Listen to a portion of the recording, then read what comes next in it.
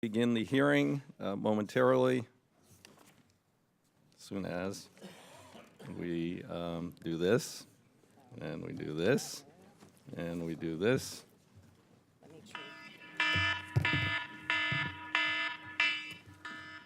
Okay, that's enough. That's the alarm sounding. It's not an evacuation drill. That is the alarm sounding for America's infrastructure.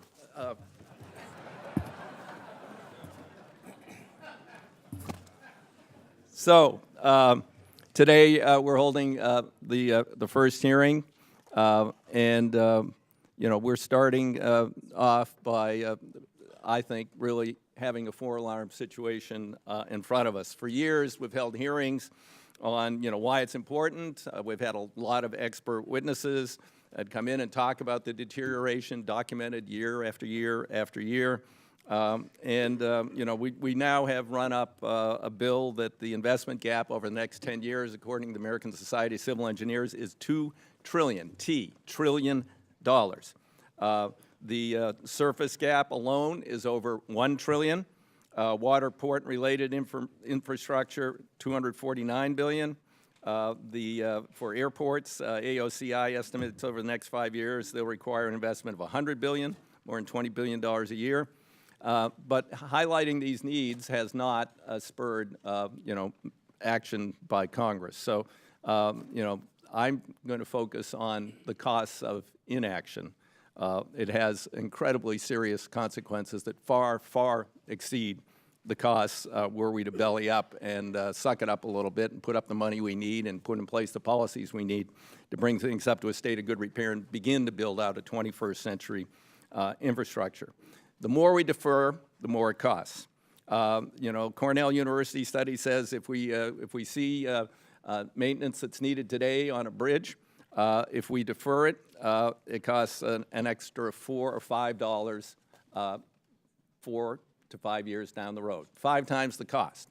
A prudent, people a lot talk about let's run the government like a business. Well, I don't think businesses would run things to the point of failure and increase the cost so dramatically, nor should we.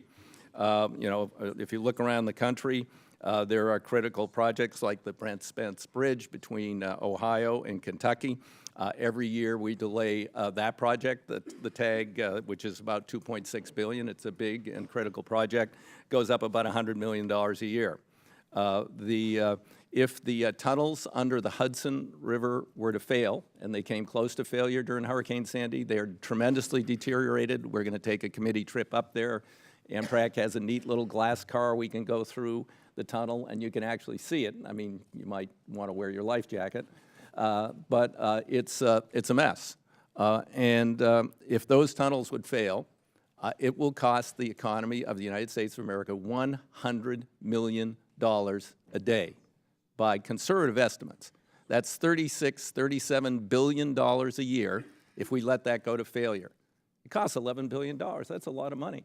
But probably on an emergency basis, it would take us 5 years to build a tunnel. So just multiply 5 times 37, you're up to $180 billion. So why aren't we making these investments? We have to make them. The Business Roundtable says inadequate infrastructure costs U.S. businesses $27 billion per year in extra transportation costs.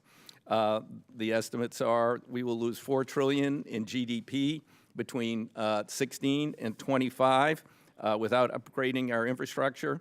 Families lose $3,400 a year, according to the American Society of Civil Engineers. We are wasting 3.1 billion gallons of fuel wasted idling in congestion because we have a system that is congested, inadequate, and stupid. It doesn't incorporate smart, new, and 21st century technology. The U.S. Travel Association says that soon the traffic volumes we've seen on Labor Day, think of some of your great family vacations on Labor Day. I've had some of those, and you're sitting there, and kids in the back seat aren't too happy.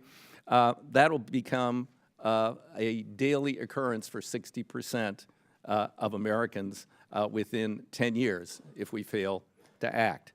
Congestion is affecting air travel. U.S. airports have more than $10 billion in unmet infrastructure needs.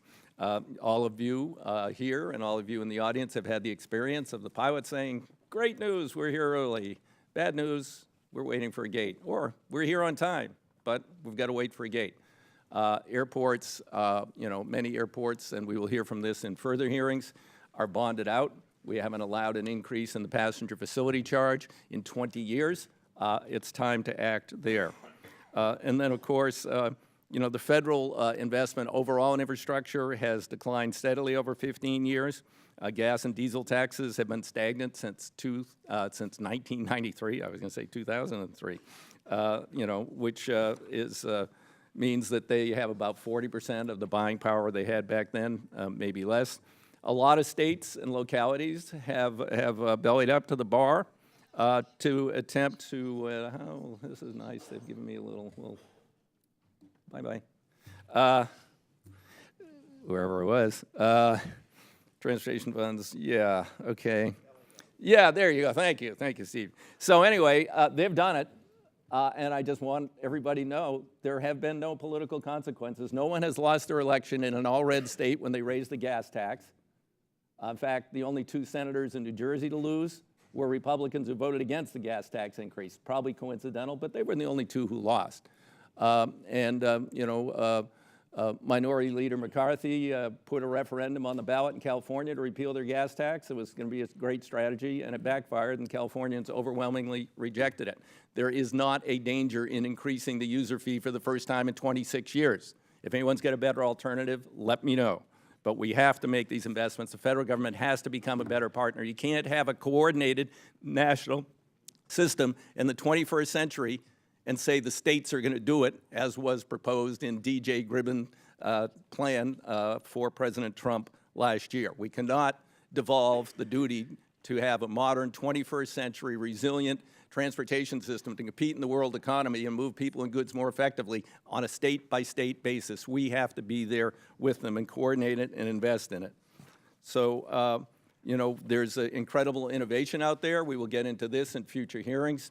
Every subcommittee will hold a hearing looking at climate change, resilience, their mode of transportation, what we can do to make it less fossil fuel dependent. What can we apply to the existing system now to mitigate congestion? Had a company in my office the other week who has invented smart traffic lights. Guess what? So you won't be sitting there cursing at the red light while no one's going the other way for 2 minutes. How much would that help with congestion and mobility? As we rebuild the Eisenhower legacy system, we've got to build it to accommodate the coming of autonomous vehicles and or driver-assisted vehicles. I think we should also build it to accommodate an electric backbone, because I think the future of surface transportation is, for both passenger and freight, is going to be an electric. I've seen the Tesla truck. It's phenomenal. We need better batteries, but this is something that's coming. So we have to be able to try and anticipate those things.